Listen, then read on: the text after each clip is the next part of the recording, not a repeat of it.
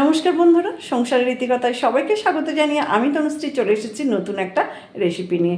এখন কিন্তু বলবো না কি বানাচ্ছি, আমার সঙ্গে থাকুন, দেখতে থাকুন কি বানাচ্ছি।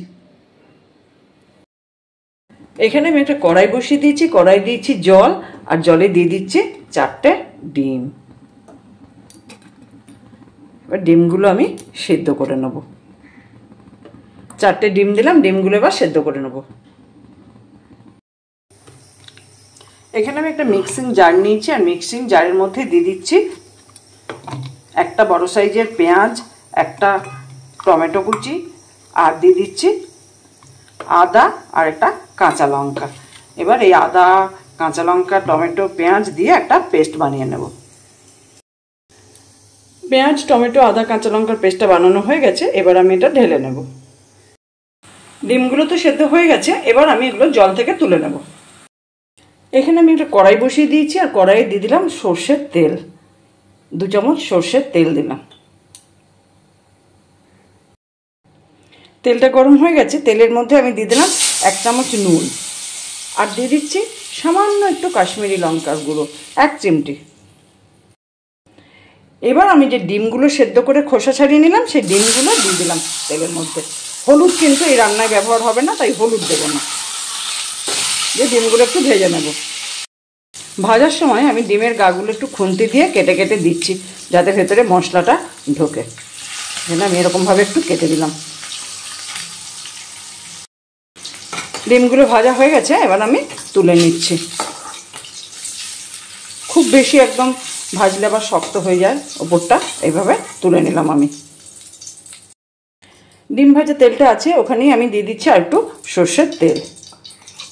এই রান্নাটা কিন্তু একদম বেশি সময় লাগে না, খুব তাড়াতাড়ি হয়ে যায়। হাতে কম সময় থাকলে এই রান্নাটা তো একদম খুবই অনবদ্য রান্না একটা। তেলটা গরম হয়ে গেছে, এবার ওই তেলের মধ্যে আমি একটা ছোট এলাচ আর একটা শুকনো লঙ্কা মাঝে চিড়ে দিয়ে দিলাম। এবার যে আমি পেঁয়াজ, আদা, টমেটোর পেস্ট বানালাম, সেই পেস্টটা দিয়ে দিচ্ছি। 2 চামচ দিলাম। এবার একটু ভালো করে কষিয়ে নেব। কাঁচা ভাবটা যাতে না থাকে, ভালো করে একটু কষাতে হবে। এবার দিয়ে দিচ্ছি একটু গুঁড়ো মশলা। হলুদ তো দেবো না, প্রথমেই বলেছিলাম। দিয়ে দিলাম শুধু 1 চামচ জিরে গুঁড়ো, আর দিয়ে দিলাম সামান্য একটু কাশ্মীরি লঙ্কার গুঁড়ো, 1/2 চামচ মতো। এবার মশলাটা ভালো করে কষিয়ে নেব। মশলাটা তো ভালো করে কষানো হয়ে গেছে, এবার আমি দিয়ে দিচ্ছি টক দই। এটা আমি আগেই ফেটিয়ে রেখেছিলাম। দিয়ে দিলাম এই ছোটো চামচটা 4 চামচ টক দই।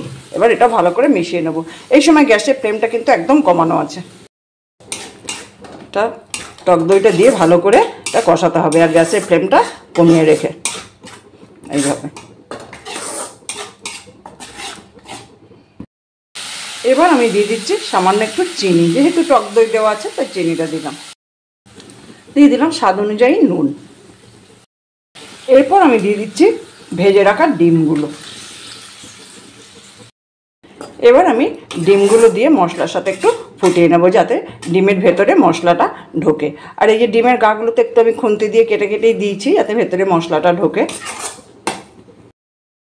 এবার আমি উপর থেকে দিয়ে দিচ্ছি 2টো কাঁচা লঙ্কা। এবার আমি উপর থেকে ছড়িয়ে দিলাম 1/2 চামচ গরম মশলার গুঁড়ো। এবার আমি গ্যাসটা অফ করে দিয়ে আপনাদের দেখাচ্ছি। একদম রেডি হয়ে গেল দই ডিম। দেখছেন কত সুন্দর দেখতে লাগছে, খেতেও কিন্তু ভীষণ ভালো লাগে। আপনারাও কিন্তু আমার রেসিপিটা ফলো করে বাড়িতে একদিন বানিয়ে দেখতে পারেন দই ডিম। দেখুন কত সুন্দর দেখতে লাগছে। একবার যদি এই রান্নাটা বাড়িতে করেন, বারবার কিন্তু করতে ইচ্ছে যাবে। আমার রেসিপিটা ফলো করে বাড়িতে বানালে কেমন হয়েছে জানাবেন, ভালো লাগলে একটা লাইক দেবেন। এই রেসিপিটা কিন্তু ভাত, রুটি, লুচি, পরোটা যার সঙ্গে খাবেন তার সঙ্গেই ভালো লাগবে। দুর্দান্ত স্বাদ হয়। একবার না খেলে স্বাদটা বুঝতেই পারবেন, আর একবার খেলে সেই স্বাদ তো ভুলতেই পারবেন না।